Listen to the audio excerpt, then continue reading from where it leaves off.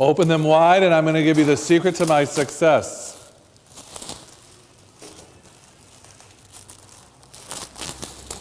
So everybody, just open up your flowers, right, and just sort of lay them across the table like this. Cut your rubber bands off, open them up, oop, nice and loose.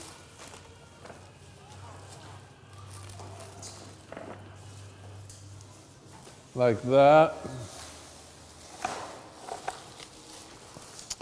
Here you go.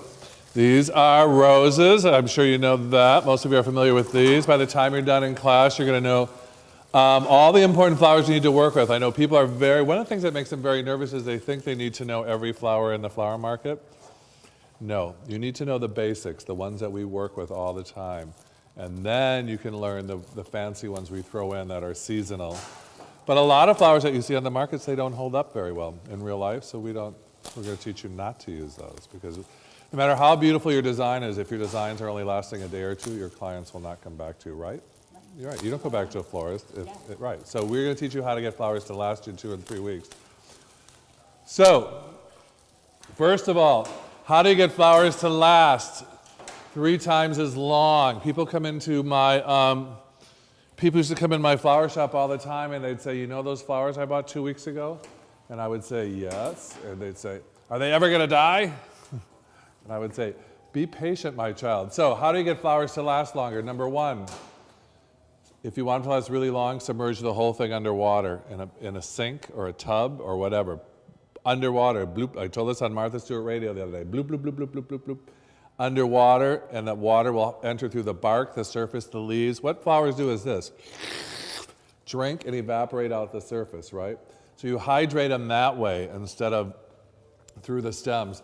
The second thing to do is buy a product called Crowning Glory. It's by Floral. It's a spray. We're going to have some today that you spray on. It's wax in a bottle. You spray it on, and it seals the surface so that your flowers can't dehydrate.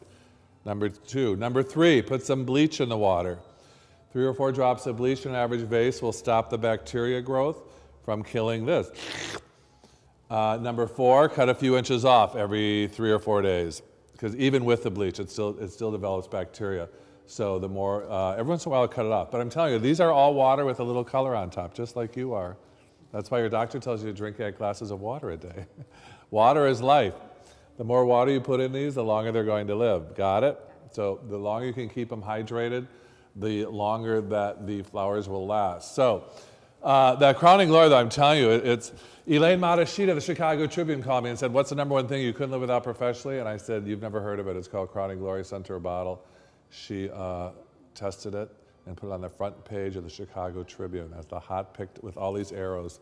Not a picture of me, not a picture of the book, of a plastic bottle of Crowning Glory as the hot pick to buy at the Navy Pier Show. Because it really works. We're going to have some here. We'll get some here in a minute. All right? So your first project is called Classic European Hand-Tied Bouquet. Hand me that odd orange-looking thing. This is called a rose stripper. Here's what you do first. You hold your rose by the top, and you pull this down loosely. You are not, I repeat, not removing the thorns. If you do, you're going to let air into the bark. You're just knocking off the very tip that hurts and the leaves. So leave the top section of leaves on and just pull like that. It's called a rose stripper. What a modern device, huh? So first thing you're going to do is clean those roses so that it doesn't hurt when you work with them. So it's removing the leaves that cause the bacteria. All right? So,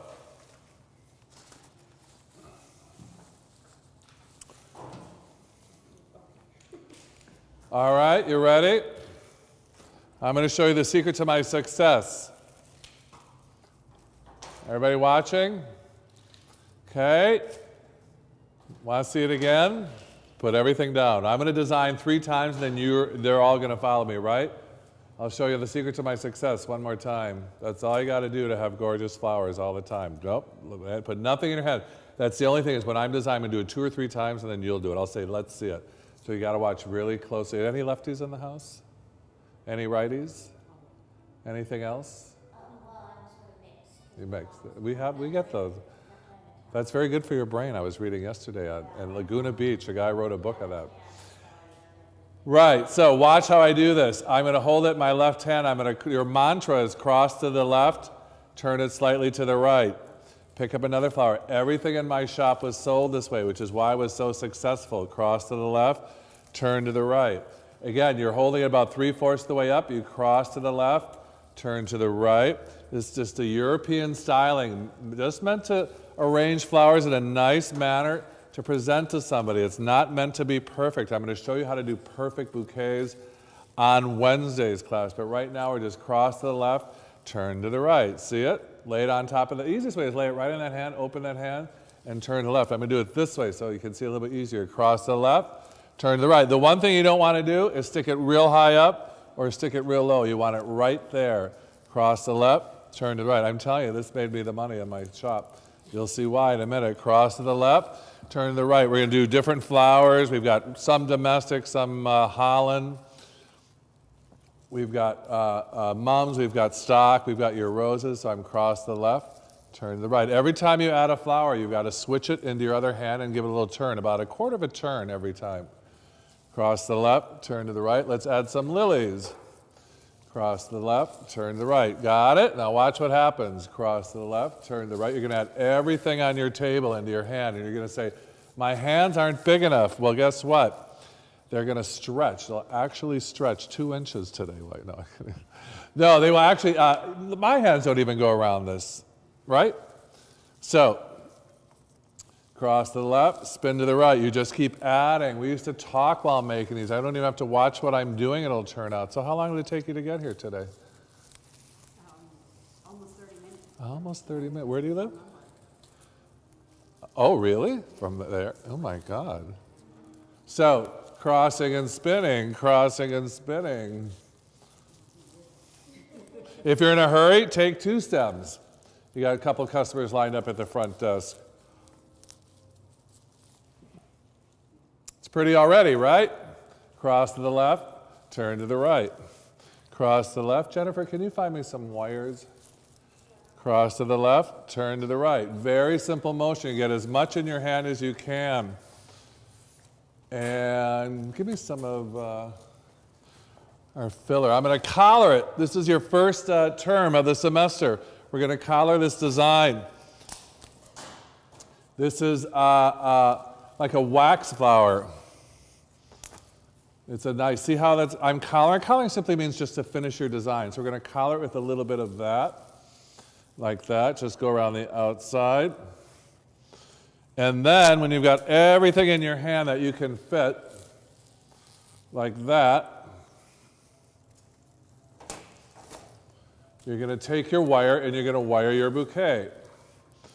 Also very easy. Everything in flower school is very easy. So now that we've collared our design, we're going to go like this. We're going to take 2 or 3 pieces of wire. We're going to drop it in the middle of our bouquet. See that finger right there? It's saying, hello, hello there. Wave your finger. I want to hear it.